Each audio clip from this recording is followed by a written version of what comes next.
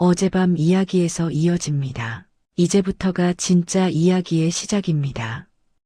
광장에 쓰러진 왜구는 미동도 하지 않았습니다. 강치의 나뭇가지에 맞아 그대로 기절해버린 것이지요. 다른 왜구들은 잠시 멍하니 그 광경을 바라보았습니다. 저게 뭐야? 운이 좋았던 거겠지. 그냥 헛디뎠을 거야. 하지만 구로카와의 눈빛은 달랐습니다. 그는 오랜 전투 경험으로 알 수 있었지요. 방금 그 움직임이 단순한 운이 아니라는 것을. 저 꼬맹이, 뭔가 있어.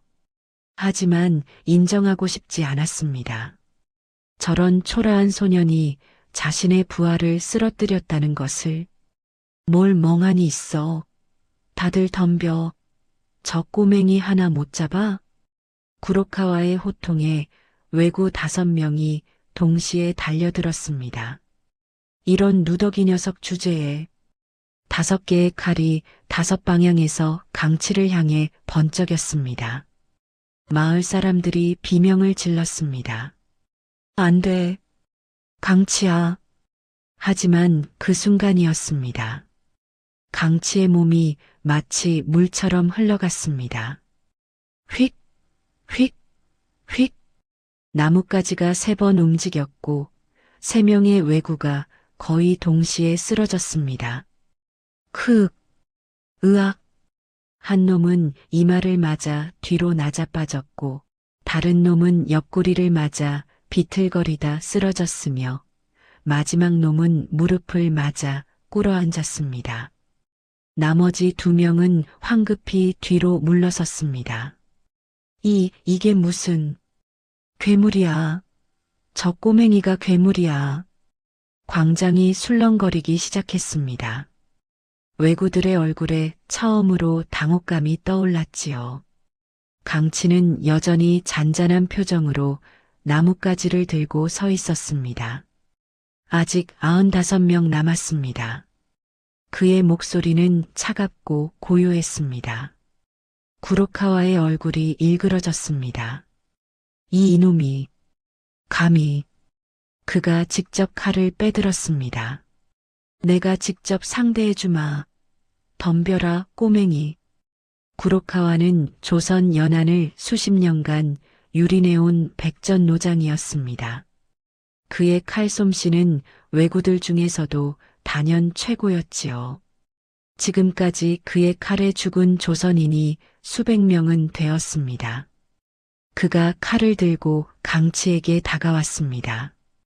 꼬맹아, 내 정체가 뭐든 간에 오늘은 내가 죽는 날이다.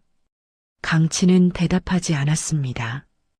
다만 나뭇가지를 비스듬히 들어 올렸을 뿐이지요. 크아! 구로카와가 돌진했습니다. 그의 칼이 번개처럼 강치의 목을 향해 날아들었습니다. 수백 번 단련된 한치의 빈틈도 없는 백이었지요.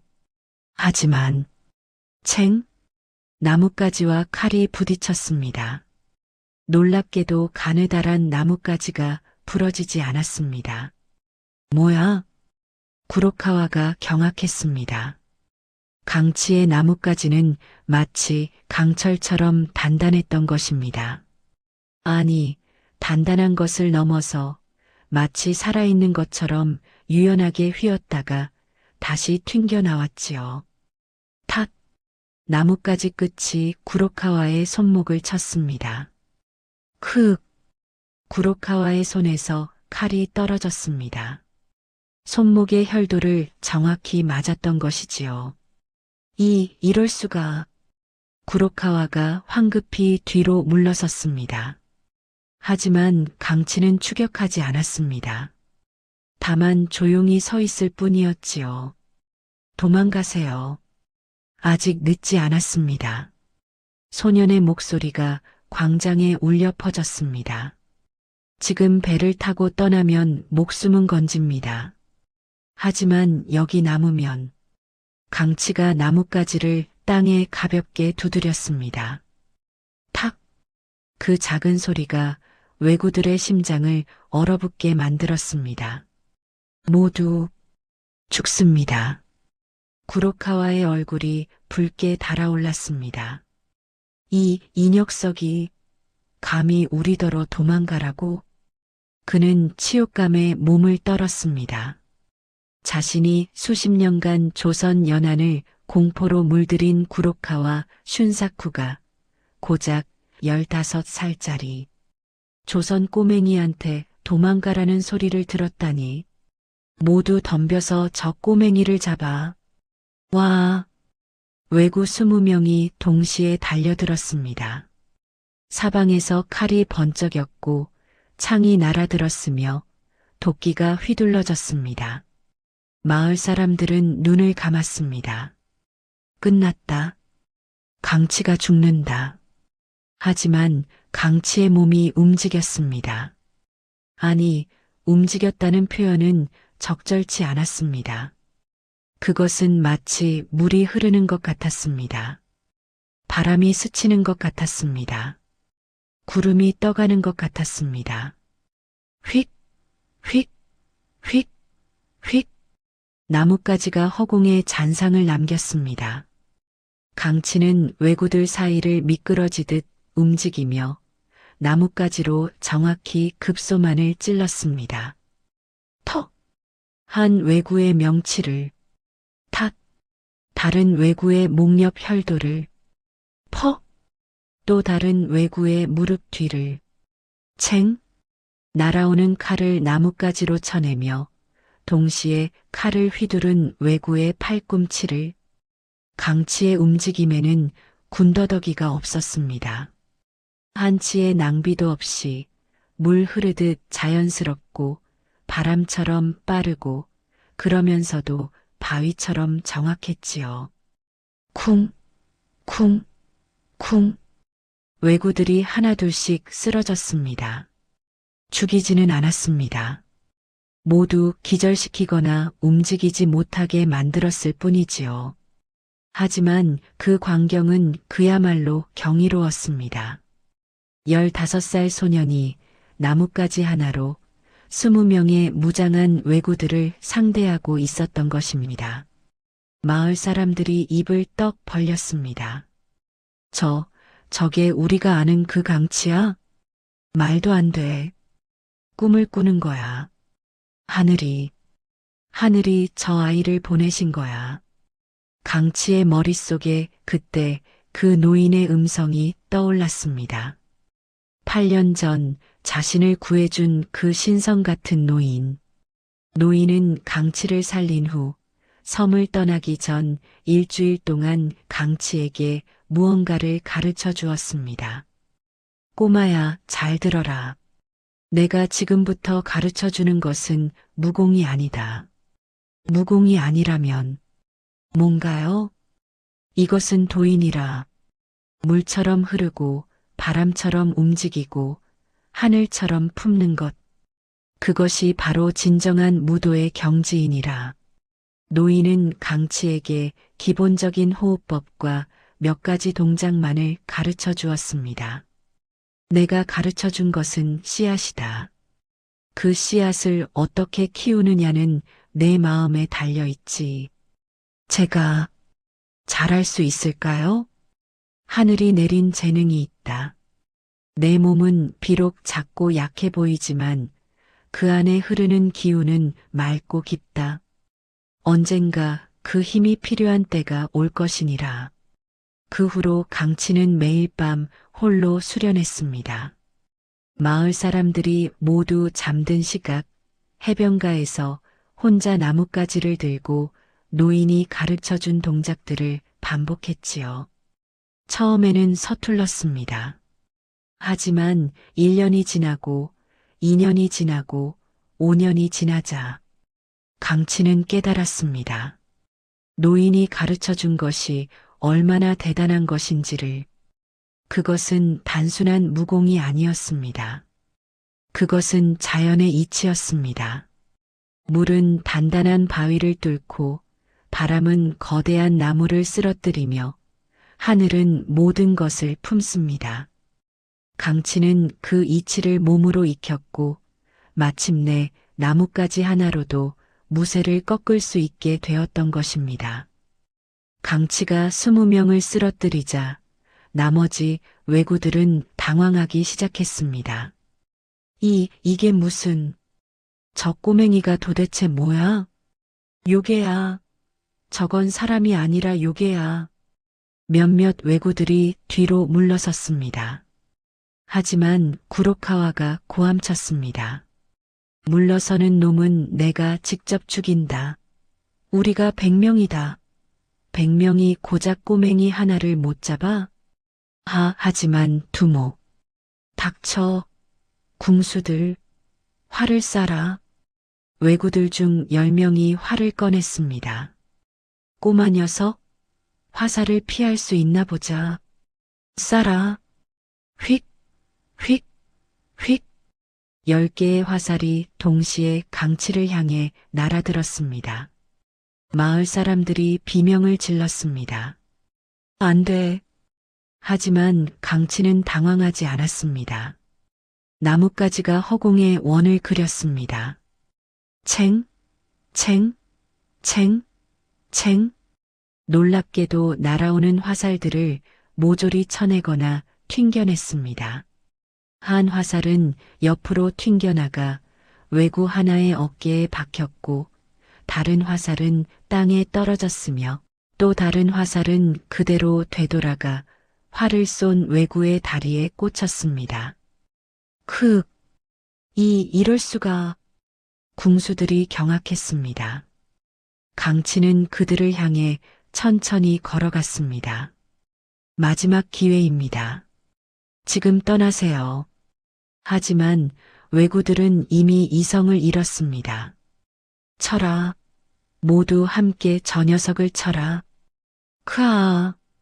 이번에는 50명이 넘는 왜구들이 동시에 달려들었습니다. 광장이 아비규환으로 변했지요. 하지만 강치는 흔들리지 않았습니다. 그의 눈은 여전히 고요했고 그의 호흡은 여전히 잔잔했습니다. 스승이 말했습니다. 폭풍 속에서도 중심을 잃지 마라. 내 마음이 흔들리는 순간 내 몸도 흔들린다. 강치는 눈을 감았습니다. 그리고 깊게 숨을 들이마셨습니다. 주변의 모든 소리가 들렸습니다. 왜구들의 발소리, 칼이 허공을 가르는 소리, 바람이 부는 소리, 마을 사람들의 숨소리, 그리고 자신의 심장 박동 소리, 쿵, 쿵, 쿵. 모든 것이 느려졌습니다. 강치가 눈을 떴습니다. 그리고 움직였습니다. 그것은 마치 춤과 같았습니다. 강치의 몸이 왜구들 사이를 미끄러지듯 지나갔습니다. 나뭇가지가 그리는 궤적은 아름다웠습니다. 마치 붓으로 허공에 그림을 그리는 것처럼 탓, 턱, 퍼, 쟁, 탓, 퍼. 리듬감 있는 타격음이 광장에 울려 퍼졌습니다. 한 왜구가 칼을 내리쳤지만 강치는 이미 그 자리에 없었습니다. 다른 왜구가 창을 찔렀지만 강치는 물처럼 흘러 피했습니다. 3명이 동시에 둘러쌌지만 강치는 허공에서 몸을 돌려 3명 모두의 급소를 동시에 쳤습니다. 쿵, 쿵, 쿵. 왜구들이 연이어 쓰러졌습니다. 10명, 20명, 30명. 강치의 나뭇가지는 단 한 번도 빗나가지 않았습니다. 그리고 놀라운 것은 여전히 아무도 죽이지 않았다는 것이었지요. 모두 기절시키거나 혈도를 막아 움직이지 못하게 만들었을 뿐이었습니다. 마을 사람들은 그 광경을 넋을 잃고 바라봤습니다. 저건 신의 경지야. 강치가 우리를 구하고 있어. 하늘이 보내신 거야. 진짜로. 노파 하나가 무릎을 꿇고 울기 시작했습니다. 고맙습니다. 고맙습니다. 이윽고 광장에는 구로카와와 그의 측근 5명만이 남았습니다. 나머지 9명이 넘는 왜구들은 모두 땅바닥에 나뒹굴고 있었지요. 구로카와의 얼굴은 창백했습니다. 이럴 수가 없어. 그는 떨리는 손으로 칼을 다시 집어들었습니다. 내 놈이 대체 뭐야? 강치가 천천히 그에게 다가갔습니다. 나뭇가지는 여전히 흔들림 없이 들려 있었지요. 저는 그냥 이 마을을 지키려는 사람입니다. 말도 안 돼. 꼬맹이 주제에 이런 무공이 있을 리 없어. 무공이 아닙니다. 강치가 조용히 말했습니다. 이것은 제 스승님께서 가르쳐 주신 마음입니다. 마음? 흔들리지 않는 마음. 지켜야 할 것을 위해 서는 마음. 그것이 이 힘의 근원입니다. 구로카와가 이를 갈았습니다. 마지막 5명의 왜구가 동시에 달려들었습니다. 하지만 결과는 뻔했습니다. 휙, 휙, 휙, 휙, 휙. 5번의 타격음. 5명의 왜구가 동시에 쓰러졌습니다. 이제 정말로 구로카와만 남았습니다. 구로카와는 뒤로 물러섰습니다. 안 돼.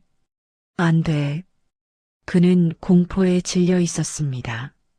수십 년간 다른 이들에게 공포를 주었던 그가 이제는 자신이 공포를 느끼고 있었던 것이지요. 강치가 다가왔습니다. 마지막입니다. 기다려. 제발. 구로카와가 무릎을 꿇었습니다. 살려줘. 제발 살려만 줘. 뭐든지 할게. 뭐든지. 그는 바닥에 이마를 찌으며 애걸했습니다. 평소 자신에게 이렇게 애걸하던 조선인들처럼 강치는 그를 내려다봤습니다. 눈에는 연민도 분노도 없었습니다. 다만 깊은 슬픔만이 있었지요. 당신이 죽인 사람들도 당신에게 이렇게 빌었겠지요. 미안해. 정말 미안해. 미안하다고 용서가 되는 건 아닙니다. 강치가 나뭇가지를 들어 올렸습니다. 하지만 저도 당신을 죽이지는 않겠습니다. 다만, 나뭇가지가 구로카와의 이마를 찍었습니다. 구로카와의 눈이 뒤집히며 그대로 쓰러졌지요. 광장에 정적이 흘렀습니다.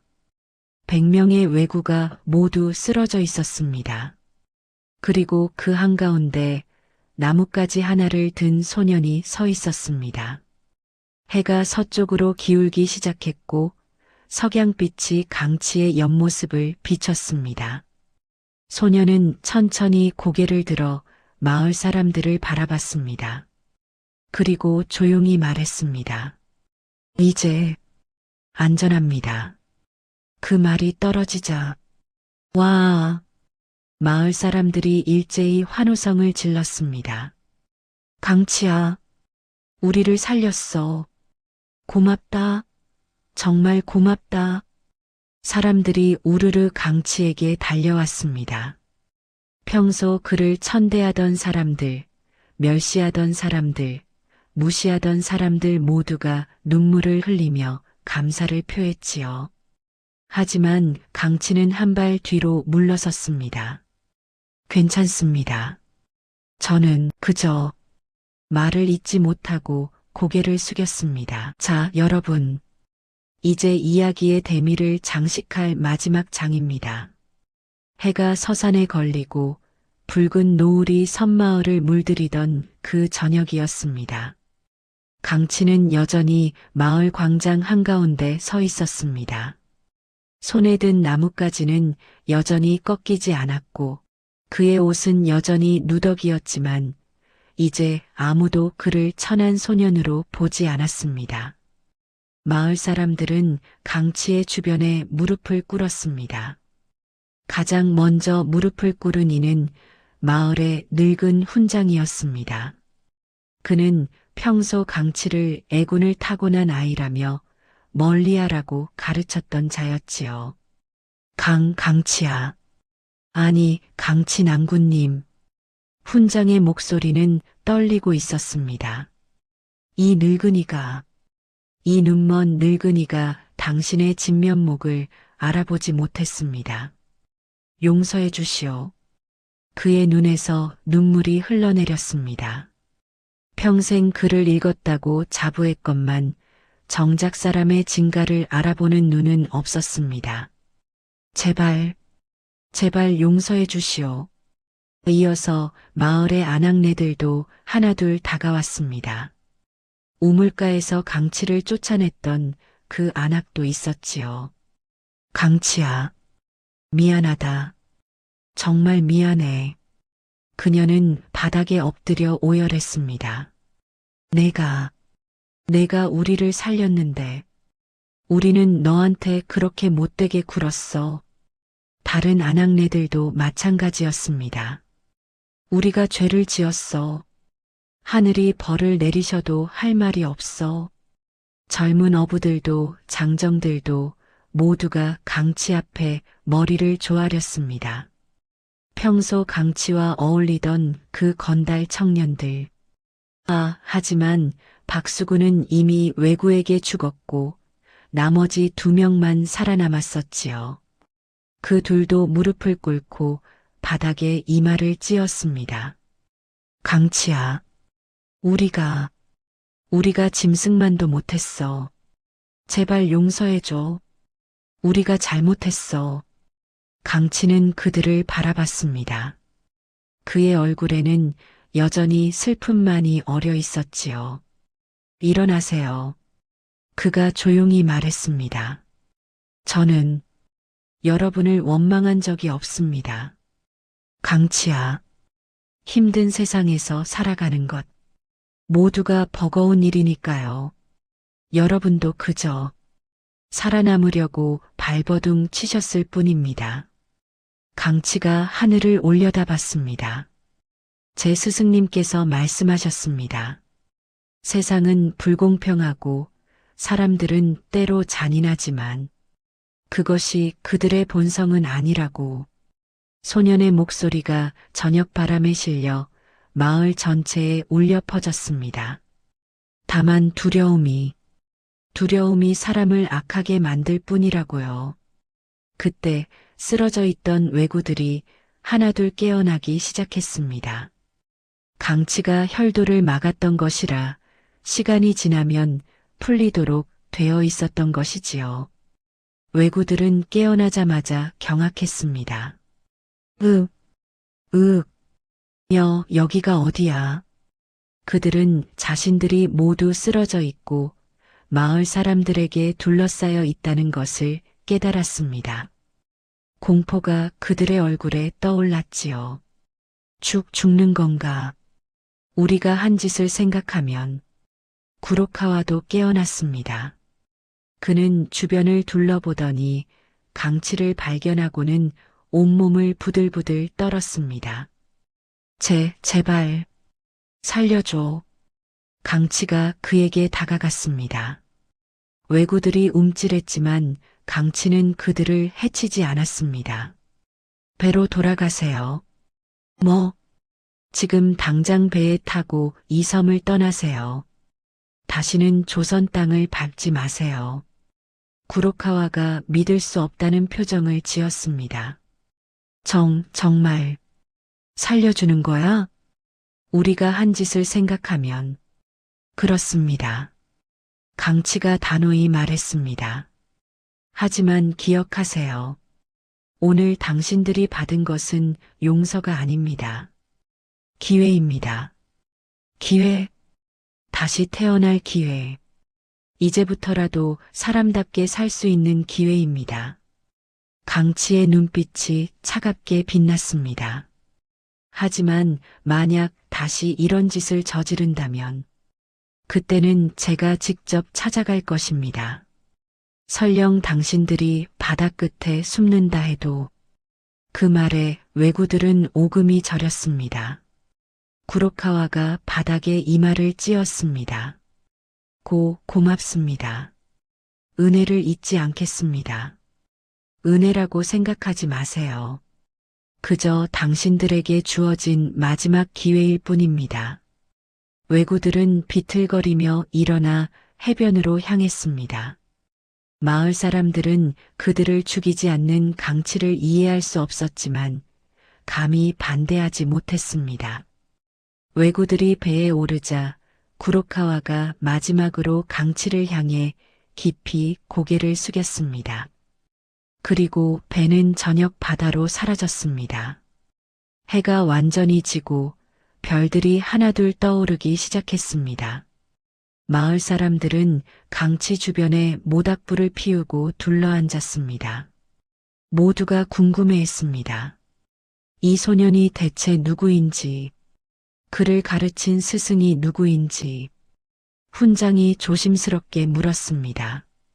강치, 아니 강치낭군, 감히 여쭈어도 되겠습니까? 말씀하세요. 당신을 가르치신 그 스승님은 대체 누구십니까? 그런 경이로운 무공은 제가 평생 듣도 보도 못한 것입니다. 강치는 잠시 생각에 잠겼습니다. 그리고 천천히 입을 열었습니다. 스승님의 이름은 월영검선 홍무진이십니다. 뭐라고? 훈장이 기절할 듯 놀랐습니다. 월영검선, 홍무진, 설마 그 전설을 아십니까? 알고 말고요. 조선 제1의 검객이라 불리던 분. 아니, 조선뿐 아니라 명나라에서도 그 이름을 떨쳤다는. 훈장의 목소리가 떨렸습니다. 40년 전 왜구 300명을 혼자서 물리쳤다는 전설. 그 전설이 바로 월영검선 홍무진 대업이 아니십니까? 마을 사람들이 술렁거렸습니다. 300명을? 그런 분이 실존했단 말인가? 강치가 고개를 끄덕였습니다. 제가 7살 때 스승님께서 이 섬에 잠시 들르셨습니다. 그때 제가 굶어 죽어가는 것을 보시고 구해주셨지요. 그래서 일주일간 저를 돌봐주시면서 기본적인 가르침을 주셨습니다. 스승님께서는 이미 80을 넘기신 고령이셨지만 그 눈빛은 별처럼 빛나고 있었습니다. 강치의 눈에 그리움이 어렸습니다. 스승님께서는 떠나시면서 말씀하셨습니다. 강치야, 내가 가르쳐 준 것은 단지 씨앗이다. 그 씨앗을 키우는 것은 내 몫이니라. 하지만 기억해라.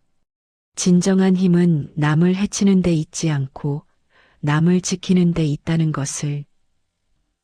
그래서 당신은 그 후로 8년간 저는 매일 밤 혼자 수련했습니다.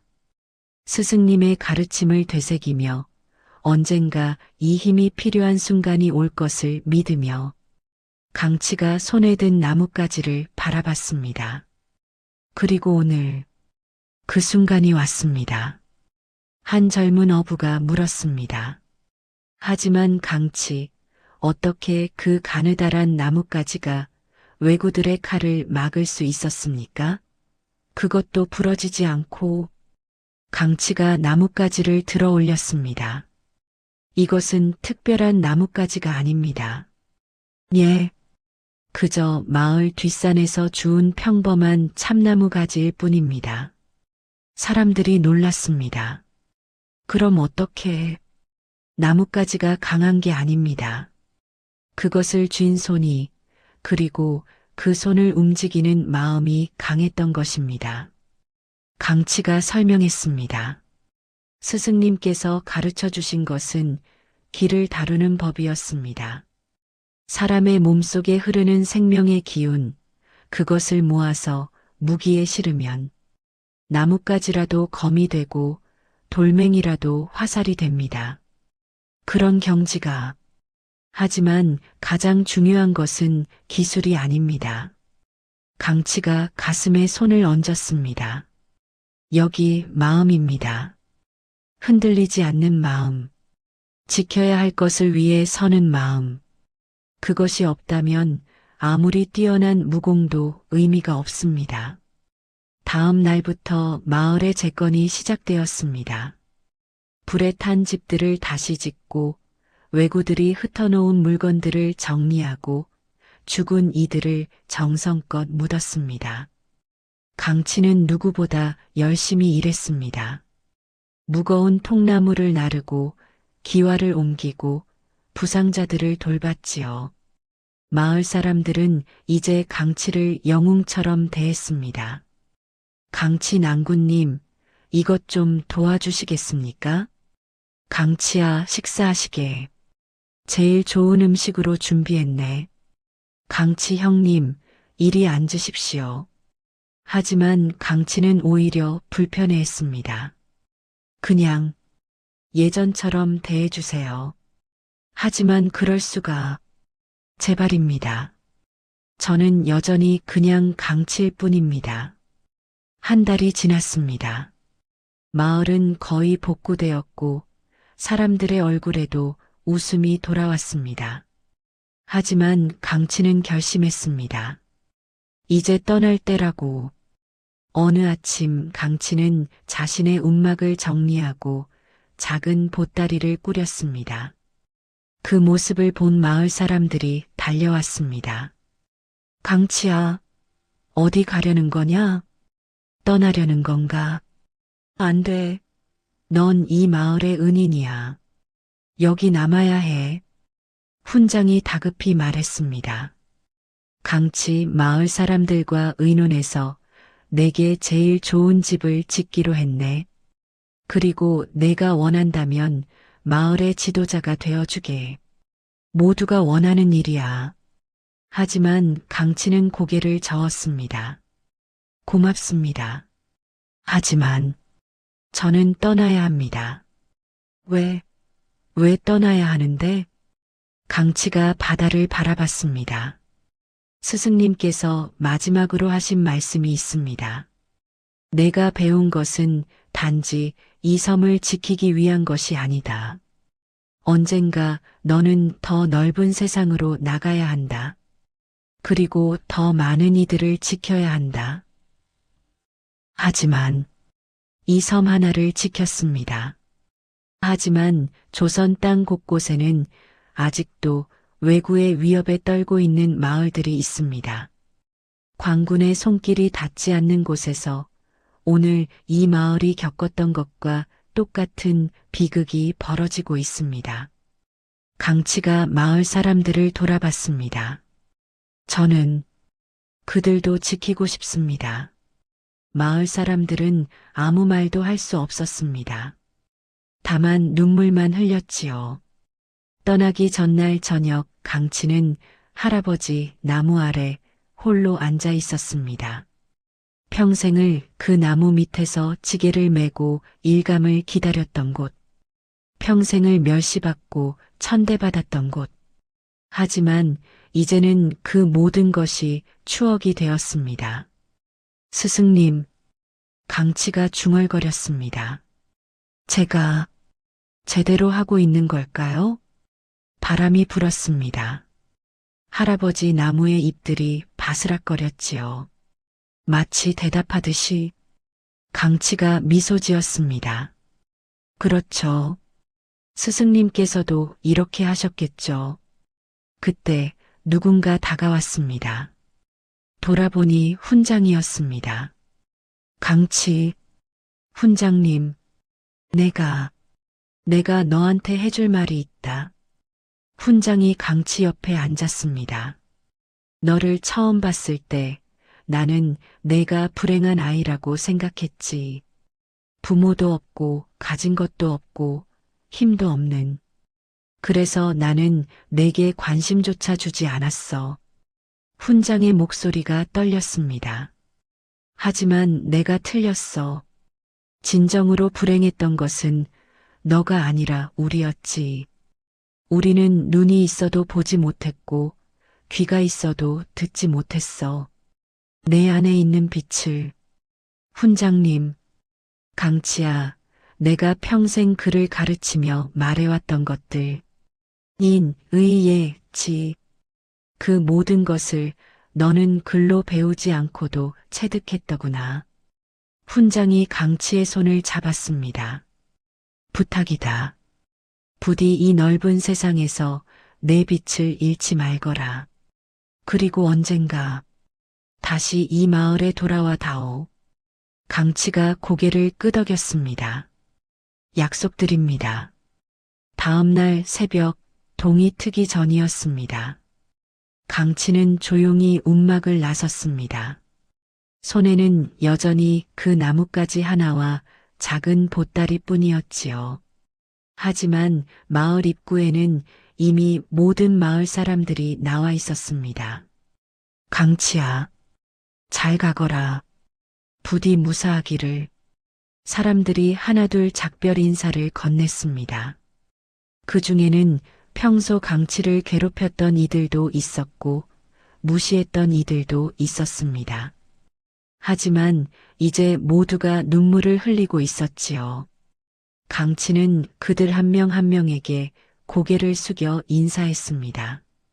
모두 건강하십시오. 그리고 강치가 마을을 둘러봤습니다. 이 마을을 지켜주십시오. 서로를. 그리고 강치는 돌아섰습니다. 해변으로 향하는 길을 따라 걸어갔지요.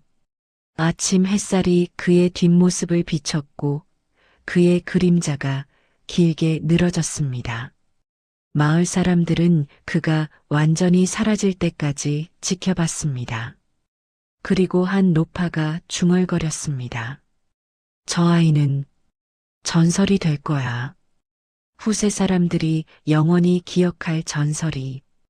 그 후로 강치가 어떻게 되었는지는 아무도 정확히 알지 못합니다. 하지만 조선 팔도에는 여러 이야기들이 전해지지요. 남해안의 어느 마을에서 왜구 200명을 물리친 검객 이야기, 동해안에서 해적선 10척을 침몰시킨 신비한 청년 이야기, 서해안에서 수백 명의 백성을 구한 영웅 이야기. 그 모든 이야기의 주인공은 한결같이 나뭇가지를 든 청년이었다고 합니다. 어떤 이는 그가 월영검선 홍무진의 재림이라고 했고 어떤 이는 하늘이 보낸 천사라고 했습니다. 하지만 그의 이름을 아는 이는 오직 초도의 마을 사람들 뿐이었지요. 강치, 강물처럼 굳세게 흐르라는 뜻의 그 이름. 그리고 세월이 흘러 사람들은 그를 강치엽이라 부르기 시작했습니다. 오늘 제가 들려드린 이야기는 여기까지입니다. 긴 이야기를 끝까지 들어주셔서 감사합니다. 이것으로 왜구 100명을 잠재운 지게꾼 소년의 전설 이야기를 마치겠습니다. 부디 건강하시고 항상 마음속에 온기를 간직하시기 바랍니다.